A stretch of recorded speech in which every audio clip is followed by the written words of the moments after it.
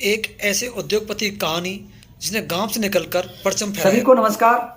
शून्य से सफलता कार्यक्रम में आज मेरे साथ है करौली के एक ऐसे समाजसेवी उद्योगपति जिन्होंने अपने दम पर उद्योग और सामाजिक में बदलाव की एक ठानी है। यह है देवी सिंह राजपूत। बदनपुरा गांव के निवासी हैं। इनका जन्म 1967 में हुआ। पिता का नाम बाबू सिंह जी है। 18 रुपए की नौकरी से शुरुआत करने के बाद आज देवी सिंह जी हजारों लोगों को नौकरी दे चुके हैं। 150 लोगों को पर डे नौकरी दे रहे हैं और आज समाज में एक आदर्श स्थापित इन्होंने किया है। इसके अलावा सबसे बड़ी खास बात है, सौम्य और सरल रहकर लगातार अपने बिजनेस को आगे बढ़ाते जाएं। युवाओं को इनसे प्रेरणा लेनी चाहिए कि इनका बिजनेस आगे कैसे बढ़ा, क्यों बढ़ा।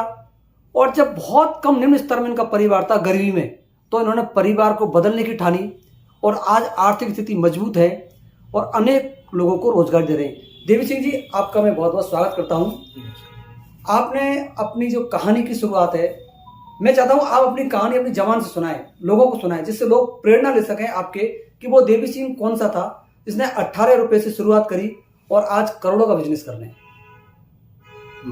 नमस्कार सभी दोस्तों के लिए।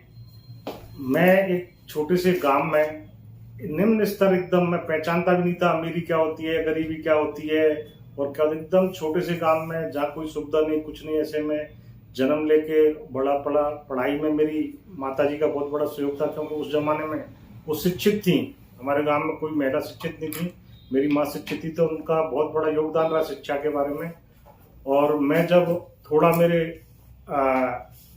समझदार जैसा योग हुआ, जब मैं 11th में पढ़ता था, जब मुझे थोड़ी समझ आई, तो एग्रीकल्चर मेरे पास सब्जेक्ट था। खटकर जो अपना रतन जिला है वहां मेरा जाता था मैं, और वापस रिटर्न आता था।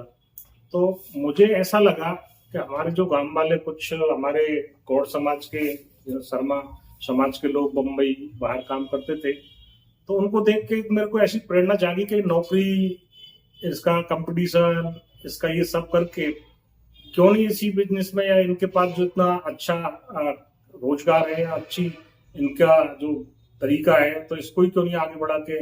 मैंने वहां से माइंड में सोच के ही मैं चला था।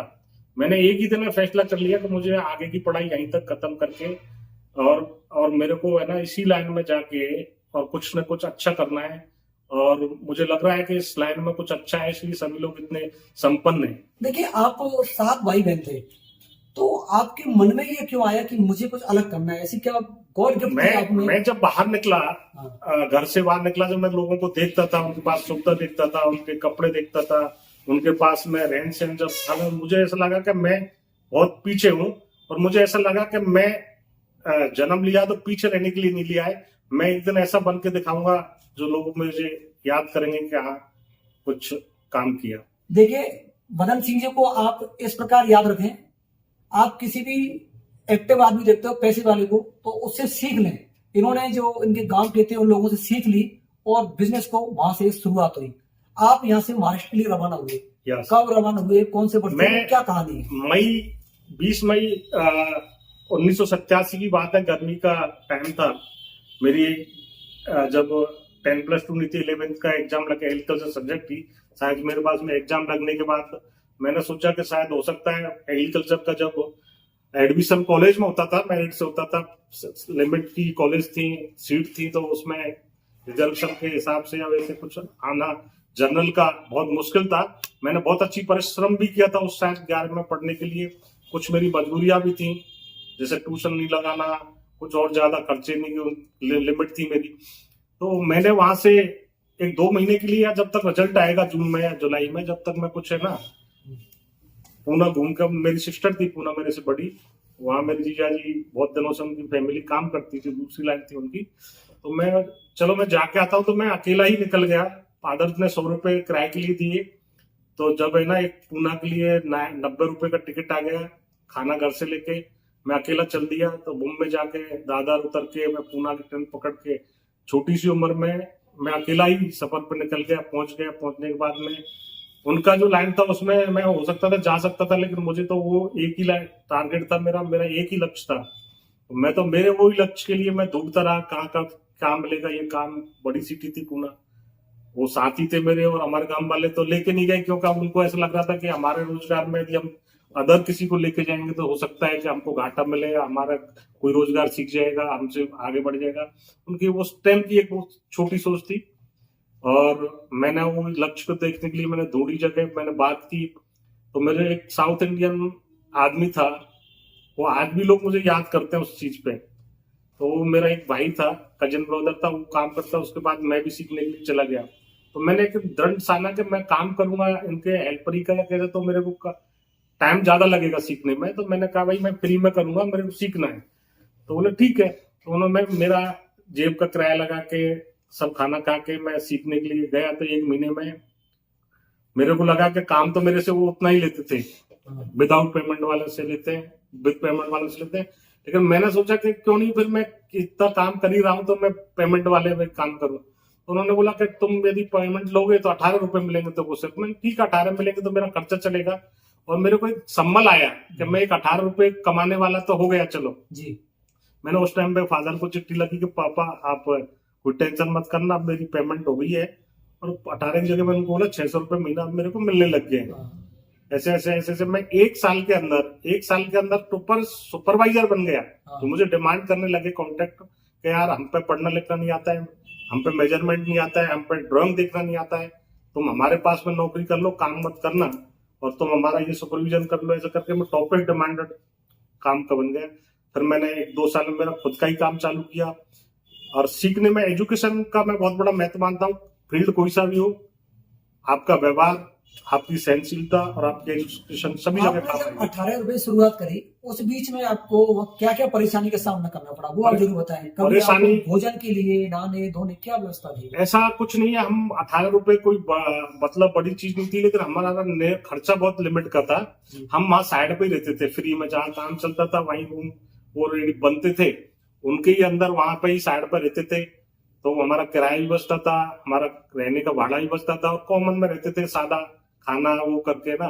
तो उसमें से थोड़ी बचत भी कर लेते थे और अपना खर्चा भी निकाल लेते थे। फिर धीरे धीरे जैसे प्रोग्रेसिव इनकम भी बढ़ती गई, फिर मैं अपने आप का काम खुद का करने लग गया। अच्छा, वो बदलाव कब शुरू हुआ कि 18 रुपए वाला देवी सिंह करोड़पति बनने की शुरुआत हो गई? देवी सिंह का ब्रांड बन गया। कुछ ऐसे क्या आपके पास में जब हुनर होगा तो कहीं ना कहीं आपका हुनर पहचाना जाएगा, कोई ना कोई आपको पहचानने वाला होगा। कहाँ से शुरुआत हुई वो आपकी? ऐसा ही टर्निंग पॉइंट, मैं काम के अंदर इतना निपुण था, इतना परफेक्ट काम करवाता था, तरह तरह के काम सीखता था। कुछ काम ऐसे थे कि कुछ लोगों पे आते थे। जैसे हम आप टाइल का काम करते हैं पुणे में, तो बॉम्बे वाले सब पत्थर का काम करते हैं, उनको टाइल का काम नहीं आता है। और पुणे में काम करने वाले को पत्थर का काम या इटालियन का मार्बल का काम नहीं जमता था ऐसा। तो मैं दोनों का ही कंबाइंड इतना एक्सपर्ट था कि मैं दोनों ही काम करता था, कोई सा भी काम हो।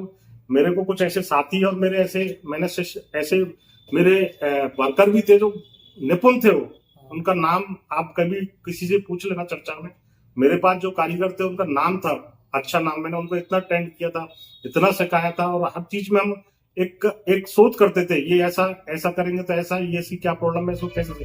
तो हमें एक वैज्ञानिक दृष्टिकोण से, टेक्निकल दृष्टिकोण से, इंजीनियरिंग दृष्टिकोण से उस सिंपल काम को भी बड़े तरीका से करते वो बदलाव कहाँ से हुआ? 18 रुपए वाला देवी सिंह करोड़पति बन गए, वो बदलाव की वो एक साइड, एक टर्निंग पॉइंट ऐसा आया कि एक जगह किसी एक मैडम ने इंक्वायरी करी कि आज मैं जिस कंपनी के साथ 25 साल से बहुत बड़ा जो बिजनेस कर रहा हूँ, कंटिन्यूस 25 साल से करोड़ों का टर्नओवर उस कंपनी के साथ होता है मेरा, तो वो उनके मालिक का घर बन रहा था। तो उसमें लैंडस्केप आर्किटेक्ट और लैंडस्केप वर्क अलग होता है।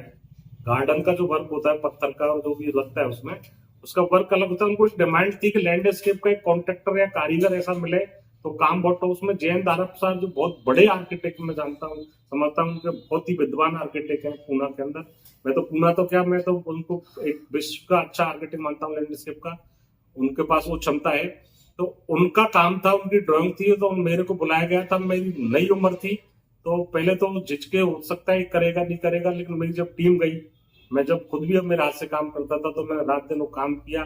काम करने के बाद आर्किटेक्ट साहब ने मेरे को धन्यवाद दिया। आज भी वो कोई कठिन काम होता है तो जैन साहब, दारप साहब मुझे बुलाते हैं कि आप वो आदमी से मिलो जाके, ये काम आपको सही करवाना है, तो उनसे मिलो, ये आपका काम तो सही हो वहां से जाएगा। आपकी शुरुआत हुई। वहां से शुरुआत हुई, वो काम मिला। वो काम करने के बाद में जो हमारे साथ थे उन्होंने भी कहा कि यार तुम ये छोटा काम छोड़ो, हमारे पास बड़े स्केल में हो सकता है रेट कम रहेगी, लेकिन आपको बहुत बड़े स्केल में हम काम देंगे और आपको शुरुआत हमारे से करो, आप बाहर काम मत करो। फिर वहां से आप 2-3 लाख रुपए कमाने लग गए आप। हाँ, वहां फिर अच्छा काम मिलने लग गया, अच्छे बड़े बड़े कॉन्ट्रैक्ट मिलने लग गए और वहां पे मेरा एक ब्रांड वैल्यू बन गया।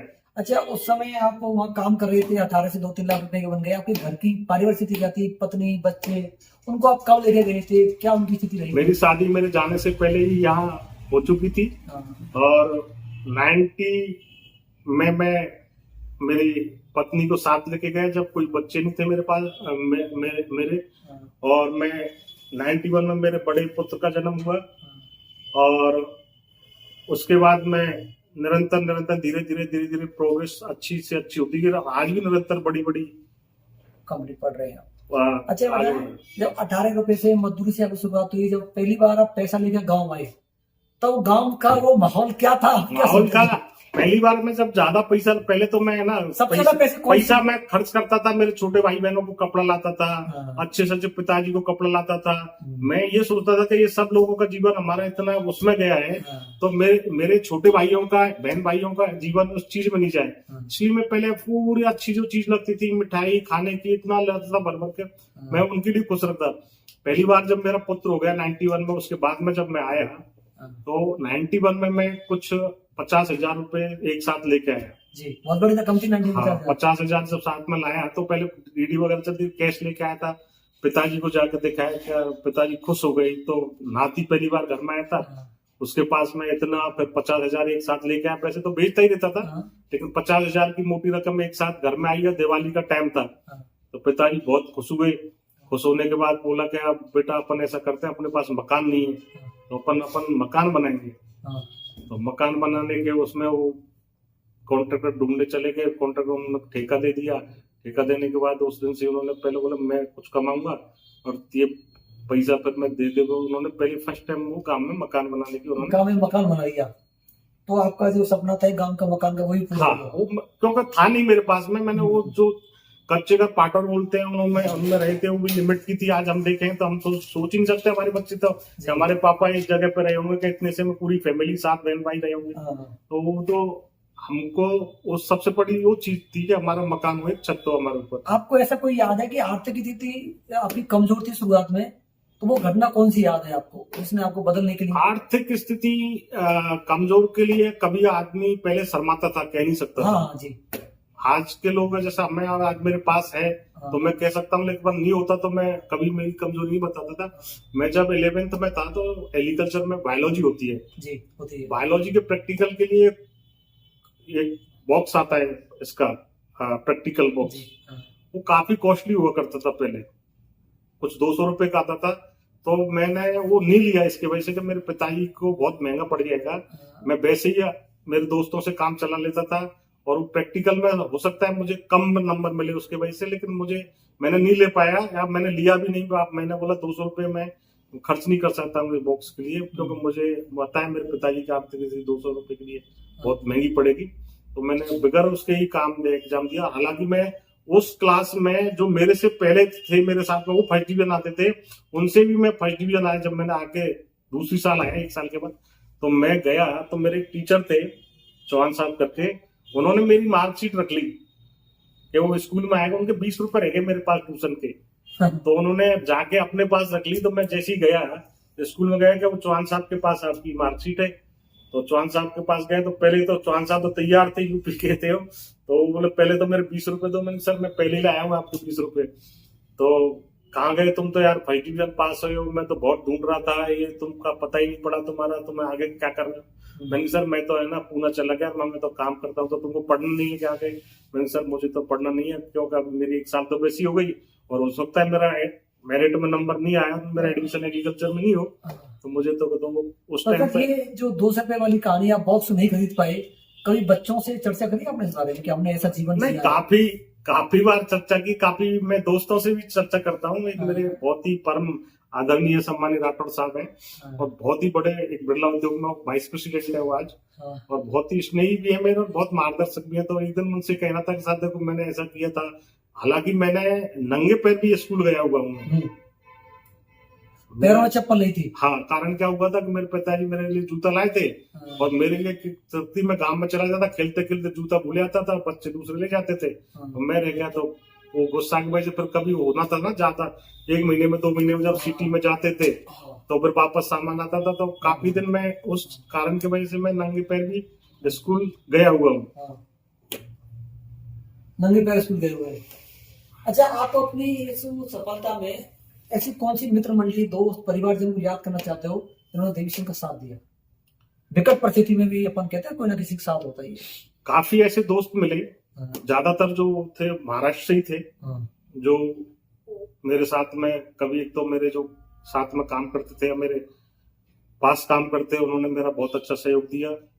आज भी बहुत से जो लोग हैं मेरे पास, बहुत पुराने लोग हैं, और आज मैं उनको वर्कर के हिसाब से काम नहीं करवाता हूँ, मैं उनको कॉन्ट्रैक्टर बना दिया है मैंने जी।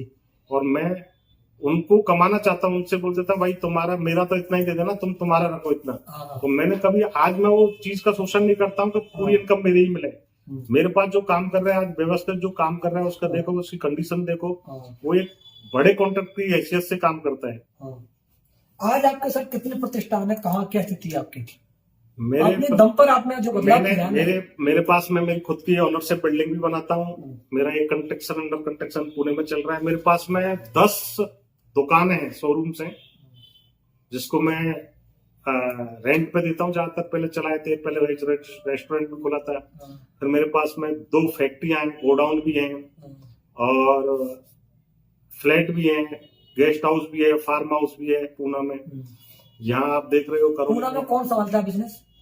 पूना में मेरे पास में एक मेरा बड़ा जो बेटा है वो देख रहा है, छोटा बेटा करौली देखता है।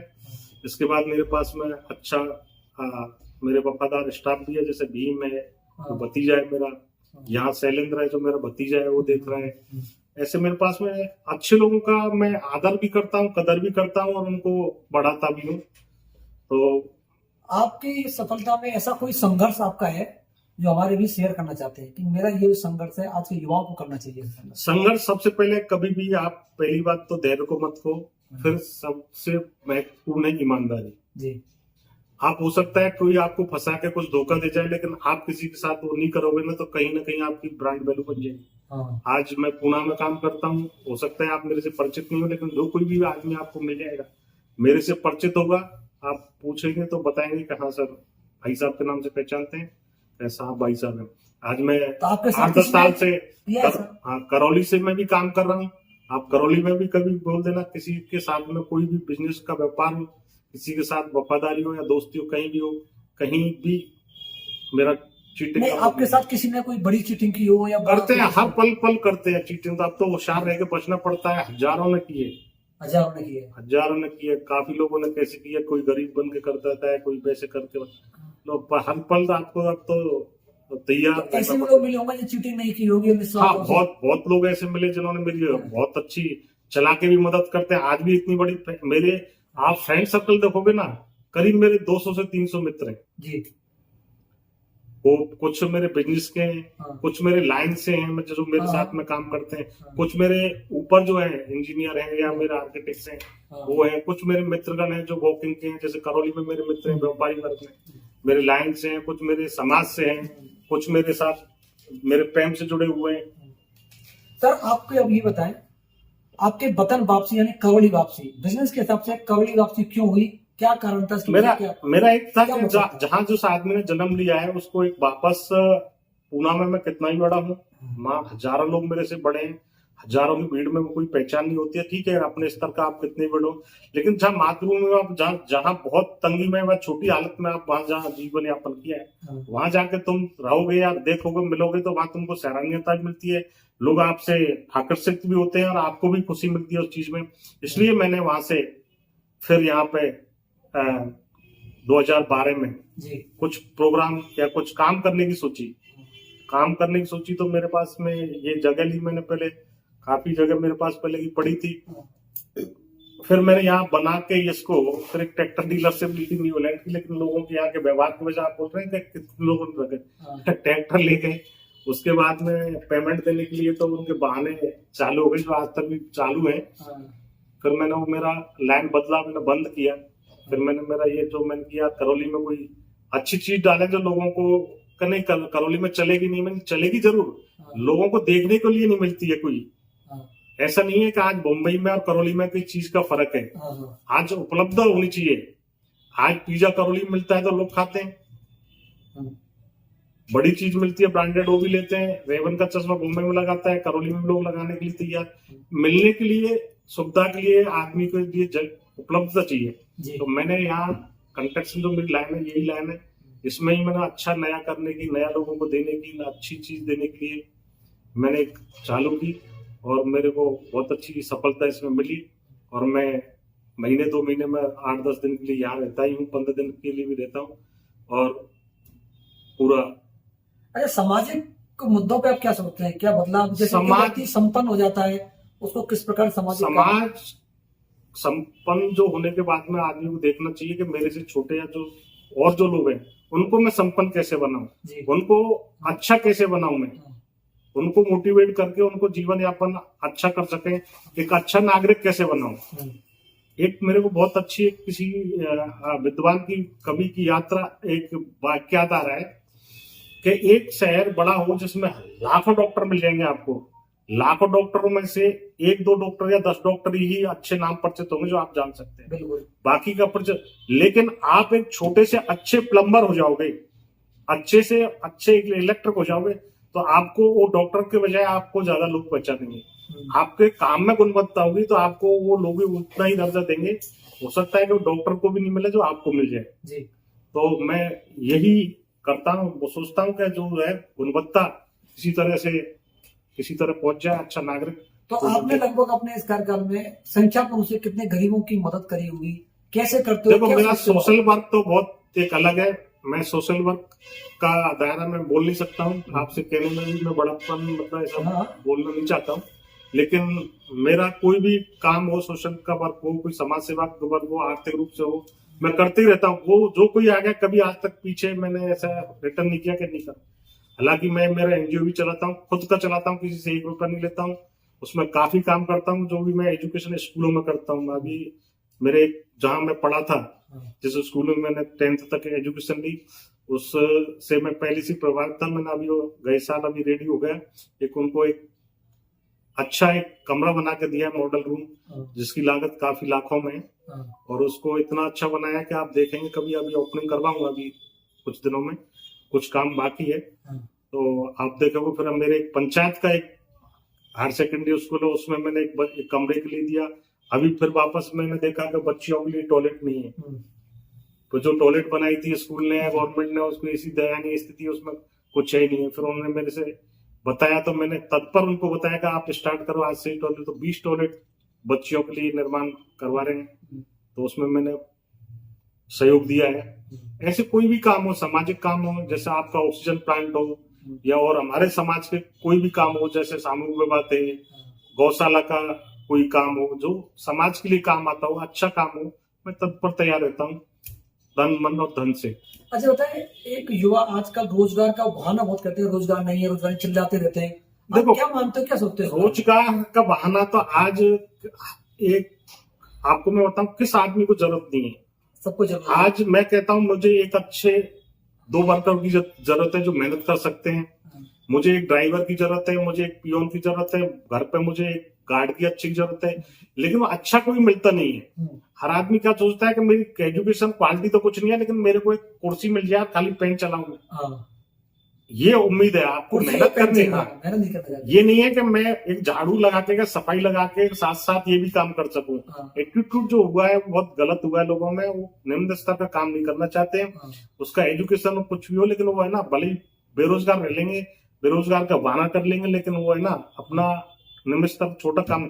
आज जो सर्विस में जो रोजगार है या पैसा है, वो आज आप आज मैसन जो आप लेंगे या हेल्पर लेंगे तो वो आज 15,000 रुपए में मिलेगा, और आपको एक गार्ड मिल जाएगा 7,000 रुपए में जी। अब बताओ किसकी मजदूरी ज्यादा हुई? तो लोग काम नहीं करना चाहते हैं। काम करना नहीं चाहते, एक बहाना होता है। हाँ। तो उसके लिए आप क्या बताना चाहते हो युवाओं को? मैं ये कहता हूँ कि आप है ना, वो बोलते हैं भाग कुछ नहीं है, आप कर्म ही नहीं करोगे तो भाग कहाँ से होगा। बहुत से को देखा है मैंने, जो अपने आप को अपनी गलतियां छुपाने को या अपने उसको छुपाने के लिए कहते थे हमारे तो भाग में नहीं था, हमारे नसीब में नहीं था। नसीब में का तो वो काम करते थे, अच्छा काम करते थे, मेहनत करते थे। कौन कहता है नसीब में? भगवान ने कहा है, गीता में कहा कर्मो। अच्छा तुम ये बताओ, शुरुआत आपका बचपन काफी गरीबी में बीता और अब ईश्वरी कृपा से सब कुछ आपके पास है। लोगों का रुझान किस प्रकार बदल जाता है? आप जब वो 18 रुपए नौकरी करते थे तब आपके बारे में लोग क्या रुझान तो सोचते थे मैं और अब क्या सोचते हैं? रुझान तो मैं देखता हूँ, जब लोगों का कुछ मतलब होता है या काम होता है तो उनका व्यवहार तरीका अलग होता है। हाँ। और उनका काम निकलने के बाद वो फोन तक नहीं उठाते, ऐसा तो मैं हजारों लोगों को देखता हूँ। नहीं वो आप देखते हैं, मेरा प्रश्न ये है कि जब वो 18 रुपए की आप मजदूरी किया करते थे जी, और आज आप सब कुछ है, तो पहले बदन सिंह के बारे में क्या धारणा थी? समाज, परिवार, रिश्तेदारी, और अब क्या धारणा है? पहले मैं गया, कम उम्र में गया तो लोगों को मेरा नाम, मैं क्या हूँ, मेरा कोई पहचान नहीं थी, ना मेरा कुछ स्तर था। हाँ। लेकिन आज या मेरा गांव हो या मेरा समाज हो या मेरे मित्र हो, मुझे बड़े इज्जत के साथ, बड़ा उसके साथ, और बड़े मेरे पता नहीं मुझसे क्यों खुश होते हैं। लेकिन ऐसे धारणा बदल सकती है लोगों की। अगर आप संपन्न समर्थ हो जाए, कोई गरीब हो, वो बदल जाता है, क्या लगता है धारणा बदलती है? नहीं, मेरे हिसाब से तो मैंने अच्छे लोगों तो कभी बदलते नहीं देखा है। अच्छे लोगों को देखा? हाँ, कैसे लोगों को देखा? मैंने कभी ऐसे अच्छे लोगों को कि पैसा ज्यादा होने के बाद वो बदल गया, उसका नेचर बदल गया, कि वो कहीं, आज मेरे ऐसे काम में भी जाता हूँ, नीचे भी बैठता हूँ, बहुत दोस्त है उनके साथ मिलता हूँ, कोई छोटा है, क्लास में पढ़ा है, भले निम्न गरीब है तो भी उसके साथ हूँ, उसके साथ उतना ही प्यार करता हूँ, लगता है उसकी मदद भी करता हूँ। तो मैं तो मेरे जीवन में तो मैंने कभी ऐसा बदलते नहीं। आपके जीवन की सफलता की कहानी में आपकी पत्नी का क्या रोल है? पत्नी ने बहुत मेरे साथ मेहनत की है। मैं जैसे रहा, जैसे किराए के एक रूम में ही रहे थे, हाँ। उसमें मेरे और मैं छोटे भाइयों को फिर एक करके लेके गया, उनका भी उसने खाना बनाना, कपड़ा धोना, उसने कभी भी श्रम हाथ से खाना बनाना, कपड़ा धोना, ये सब इतनी मेहनत, बच्चों को भी रखना, अकेली महिला, ये सब उसने मेरे बराबर ही काम किया, बड़ी मेहनत से उसने घर संभाला है। यदि वो इतना मेहनत करके घर नहीं संभालती या इतना जमा नहीं करती, उसका सहयोग नहीं होता, तो हो सकता है मैं इतना आगे नहीं। तो बदन सिंह ब्रांड नहीं बनता। देवी सिंह। देवी सिंह। अच्छा आप ये बताएं, आप तो करौली के लिए क्या सोचते हैं विकास के लिए? देवी सिंह, विकास करौली के लिए, विकास के लिए सोचने का यहाँ पे राजनीति एक अलग दिशा में जा रही है। यहाँ राजनीति को या नेता को उपयोग किसी निम्न स्तर के अपराध के लिए या किसी के उपयोग में लिया जाता है कि भाई ये एमएलए में है, ये एमपी है, मेरे इसका पुलिस के द्वारा कि ये फलाने के द्वारा कि मेरा ये काम करवा दो। वो विकास के लिए यूज नहीं हो रहा है अपनी राजनीति, पॉलिटिक्स या कोई भी चीज है ना, विकास के लिए नहीं हो रहा है। कोई भी आज एमपी एमएलए से ये नहीं कहता है कि चलो साहब हमारे यहाँ एक उद्योग लगा दो कि यहाँ कुछ लोगों को रोजगार मिले, या अपने को हम वोट जब देंगे आपको कि हमारे पास में ये कोई बड़ा इंडस्ट्रीज यहाँ है। कोई नहीं जाता है, कोई जातिवाद में बटे हुए हैं कि मेरी जाति का हो जाएगा तो हमारी चलेगी, मेरी जाति का हो जाए तो मेरी चलेगी, ये कोई नहीं चाहता। तो बदलाव कैसे लो? ये बात शिक्षा के आधार पर होगा, सोच के आधार पर होगा, लोगों को जागरूक किया जाएगा इस जैसे बातों से सोच के कि भाई नहीं ये होना चाहिए। लेकिन बदलाव में आदमी को शिक्षा और सोचना तो बहुत जरूरी है। शिक्षा तो हो गई, कोई कमी नहीं है, कुछ शिक्षा के साथ बदलाव नहीं है। मैंने यहाँ देखा नहीं है, मैंने बड़े डॉक्टर एमडी के हॉस्पिटल पर टायर टंगा हुआ देखा है। क्या वो डॉक्टर है? लेकिन वो तो नजर नहीं लग जाता तो टायर टंगा रखा है उसने। तो मैं वो टायर देख के वो देखता हूँ कि यार ये डॉक्टर है, इसने हॉस्पिटल बनाया है, लेकिन टायर मतलब ये डॉक्टर तो हो गया है, एजुकेशन हो गई है, लेकिन इसकी मानसिकता वही तांत्रिक है कि अंधविश्वास में है। तो ये एजुकेशन का कोई मतलब नहीं है जहां तक अपन ने स्तर नहीं सुधारा है। एजुकेशन तो यहाँ नौकरी पाने के लिए की जाती है बस, बाकी का एजुकेशन इसलिए की जाती है कि मैं अच्छा नाम। मतलब कैसे होगा? अब ये इसी तरह से हो जाए कुछ जैसे अपने जो इसमें सनातन में साधु संत होते हैं जो समाज के लिए त्याग करते हैं, इसी तरह से कुछ लोग आए जो त्याग करें, समर्पण भाव से आए, सभी समाजों से आए, जो है ना, समाजों के लिए के अलावा एक जाति है। इसमें आपकी क्या भूमिका रहेगी? मैं अभी मेरा और 8-10 साल का वर्क है जिसमें मैं अच्छी तरह से करना चाहता हूँ। जिससे बाद में मेरे बेटे और बाकी का जो पूरे समर्थ हो जाएंगे, तो हो सकता है संन्यास ले मेरे लेंगे इसके बाद। हाँ मेरे बिजनेस से मैं संन्यास लेके मैं समाज सेवा का कार्य करना चाहता हूँ। हाँ अभी भी लोग मुझे प्रेरित कर रहे हैं कि आप है ना प्रधान का चुनाव मासलपुर से लड़ो। मेरी इच्छा नहीं हो रही है, बिकाऊ मीडिया सॉरी बिकाऊ मंडी हो गई है हाँ। राजनीति। पैसा इतने चाहिए, इसको खरीदना है उसको बेचना है, तो मुझे नहीं लगता है कि मैं ऐसे में विश्वास करता हूँ। कभी मैंने करप्शन किया नहीं और न करने देता हूँ, और ना ही मेरी इच्छा है कि कोई करप्शन करे और मैं करूं। तो क्या चुनाव की इच्छा है क्या प्रधान बनने की? नहीं, मेरी इच्छा है, लेकिन मुझे ऐसी नहीं है कि पैसा दे के बनने की नहीं है। मेरे पैसा देकर बनने की नहीं है, इच्छा है। अगर विकास के मुद्दे पर आप विकास के मुद्दे पर हो, विकास को कोई चाहता हो, मुझे पहचानता हो और चाहता हो, तो मैंने अभी भी गांव में सरपंची के लिए मुझे गांव वाले ले गए, तो मैंने एक ही उद्देश्य रखा, मुझे पैसा मैं एक नहीं लूंगा। आपका फंड बनेगा, कमेटी बना दूंगा, कमेटी आपका विकास करेगी, कमेटी पैसा निकालेगी, मेरे साइन लेके जाएगी, काम करेगी। एक निर्णायक कमेटी रहेगी, एक विकास काम करवाने की कमेटी रहेगी। तो ये लोग उस हिसाब से काम नहीं करते हैं। अब एक प्रधान बनने के लिए करोड़ों 2 करोड़ 4 करोड़ खर्च करता है, तो उसको कौन बोलने जाएगा कि भाई कि तू करप्शन मत करो, पैसा निकालेगा अपने चुनाव के। उसी प्रकार से नगर परिषद चुनाव होता है, इसी प्रकार हुआ ये सब। अब इसको कौन नजरअंदाज कर सकता है? सब काम हुए है ना, यहाँ पे सब काम हुए हैं। होते ही है राजनीति से पीछे से सब। करौली के लोगों को आप क्या मैसेज देना? करौली के लोगों को आप क्या मैसेज देना? करौली के लोग सब बहुत अच्छे लोग हैं। सबसे बड़े तो भगवान मदन मोहन जी की नगरी है, ये प्रेम के लोग हैं, अच्छे लोग हैं। ये एकजुट हो जाए, अच्छा एक मार्ग पर चल पड़े, तो मैं हो सकता है कि करौली का नाम अच्छा हो जाए। जैसे एक अभी जन सहयोग से जो ऑक्सीजन प्लांट लगा, और उसमें जैसे लोगों ने सहयोग किया और जो प्लांट एक मिसाल बना, ऐसे ही किसी अगले कोई प्रोग्राम, चाहे पॉलिटिक्स का हो, चुनावों का हो, एक अच्छी दिशा में चले जाएं, सबको छोड़ के।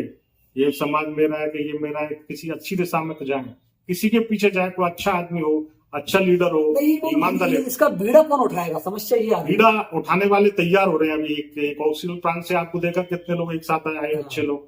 ऐसे ही अच्छे लोग जब एक साथ मिलके एक टारगेट फाइनल करेंगे ना, नहीं वो आदमी अच्छा है, अपने को एक परिवर्तन लाना है, और जिस दिन इस परिवर्तन लाने की जैसे हुंकार भरेंगे लोग, तो अपने आप बुलंद हो जाती है आवाज। आपने देखा होगा भारत ने जब धोनी के टाइम पे वर्ल्ड कप जीता, मैं पूना में रहता हूँ, तो वहां लोग बाग जीतने के बाद रोडों पे इस तरह निकल गए, ऐसे निकल गए, तो किसने कहा उनको कि तुम रोड नाचे?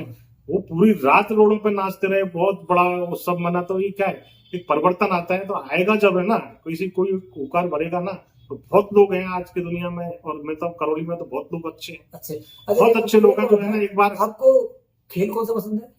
मेरे को वॉलीबॉल पसंद है, मैं नियमित खेलता हूँ आज जिस उम्र में। कहाँ तक खेल चुके वॉलीबॉल आप? कोई राष्ट्रीय लेवल या कहीं प्रदेश में? नहीं, ऐसा नहीं, मैं तो मेरा फ्रेंड सर्कल है, शौक के तौर पे मैं करौली में रहता हूँ तो भी खेलता हूँ, पूना में रहता हूँ, सिम्बोसिस ग्राउंड पे सुबह 6 से और 8 बजे तक खेलता हूँ। वॉलीबॉल पसंद है।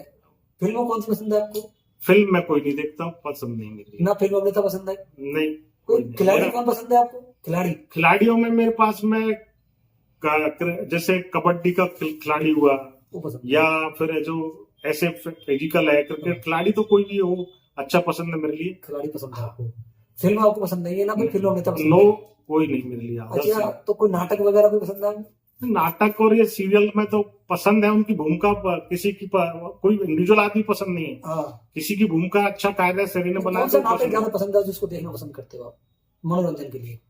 मनोरंजन के मैं नाटक तारक मेहता का उल्टा चश्मा, वो मैं देखता हूँ। मेरी मैसेज को बहुत पसंद है, तो मैसेज जो लगाती है तो मेरे को भी देखना पड़ता है, लेकिन वो एक सामाजिक दृष्टिकोण से मेरे को अच्छा लगता है। बाकी कोई मैं प्रोग्राम नहीं देखता भी नहीं और देखना पसंद नहीं करता।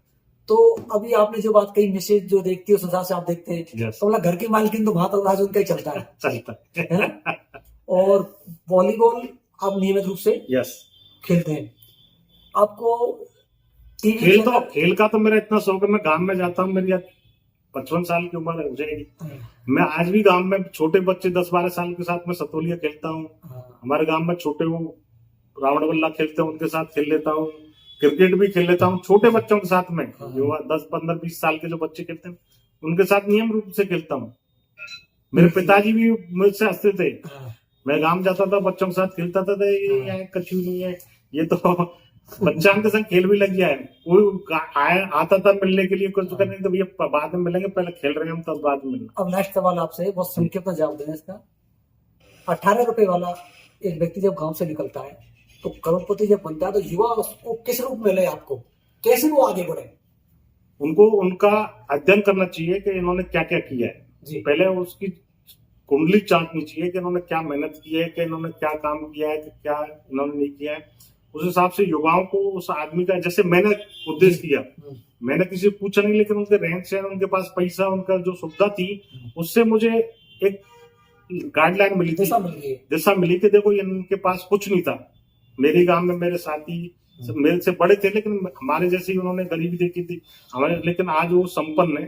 तो वो ऐसे ही देखने के बाद उसकी लाइन पे आदमी को अक्सर होना चाहिए उसके पीछे। वो ये मेहनत और ईमानदारी, मेहनत और ईमानदारी और व्यवहार, मतलब आप में सहनशीलता तो होनी चाहिए। एक और आप ऐसे कई लोगों को जानते हैं जो शून्य से सफलता प्राप्त की है, ऐसे और लोग भी जिनको आप काफी लोग हैं जो हमारी लाइन में जो गए हैं ना, जैसे बाहर जो कमाने गए हैं, हमारी जो लाइन में कुछ है, नाम बता सकते हैं आप? काफी लोग हैं हमारे गांव के। मेरे मित्र हमारे गांव वाले हैं दो, एक दिनेश चंद्र शर्मा है, हमारा एक कजिन मेरा ब्रदर है मोहन है, मोहन सिंह, एक और है हमारा ऋषिराज शर्मा है। हमारे गांव के करीबन ऐसे ना 20 लोग हैं हमारे। मदन मोहन शर्मा है एक जो बेंगलोर रहता है, एक मदन मुंबई है, मदन मोहन शर्मा। ऐसे करीबन हमारे गांव के अंदर, गांव इतना छोटा है लेकिन आप सक्सेसफुल लोगों की आप क्वांटिटी पकड़ोगे ना तो 50 लोग सक्सेसफुल, इतने बड़े सक्सेसफुल हैं कि आप यकीन नहीं कर सकते। मतलब गांव से निकलकर उन्होंने एक अलग तस्वीर स्थापित की है। काम से निकल। ये थे देवी सिंह बदलपुरा हमारे साथ। आप